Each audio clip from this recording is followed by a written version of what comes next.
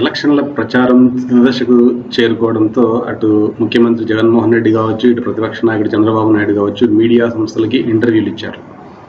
అయితే జగన్మోహన్ రెడ్డి ఎన్టీవీకి live interview ఇచ్చారు. అలాగే చంద్రబాబు నాయుడు ఏబిఎన్ రాధాకృష్ణకి ఏబిఎన్లో లైవ్ ఇంటర్వ్యూ ఇచ్చారు.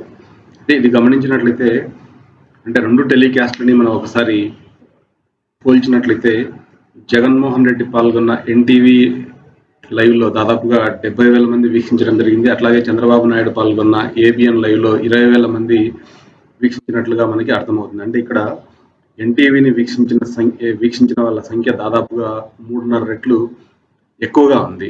అంటే దీన్ని బట్టి జగన్మోహన్ రెడ్డిని ఫాలో అవుతున్న వాళ్ళ సంఖ్య చంద్రబాబు నాయుడుతో పోలిస్తే దాదాపుగా 3.5 రెట్లు ఎక్కువగా ఉంది. అంటే ఇక్కడ ముఖ్యమైనటువంటి విషయం ఏంటంటే జగన్మోహన్ రెడ్డి ఏం మాట్లాడతాడో, ఏం చెప్తాడో వినాలనే ఆసక్తి, క్యూరియాసిటీ జనాలకు ఎక్కువగా ఉన్నట్లు మనకు చాలా స్పష్టంగా తెలుస్తుంది. అట్లాగే చంద్రబాబు నాయుడు చెప్పిన మాటలు విశ్వసనీయం కాదు, అందువల్ల జనాలు తక్కువగా వీక్షించారనే విషయం కూడా మనకి చాలా స్పష్టంగా అర్థమవుతుంది. అంటే ఇక్కడ నాయకుడి నిబద్ధత ముఖ్యమైన రోల్ పోషిస్తుంది.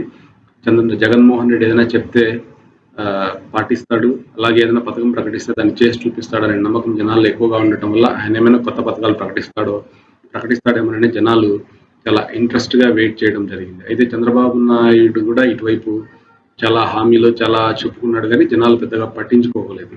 అంటే దీన్ని బట్టి ఇక్కడ మనకి జనాల్లో ఒక రకమైన బయాసింగ్ ఉంది అనేది మనకి స్పష్టంగా అర్థమవుతుంది.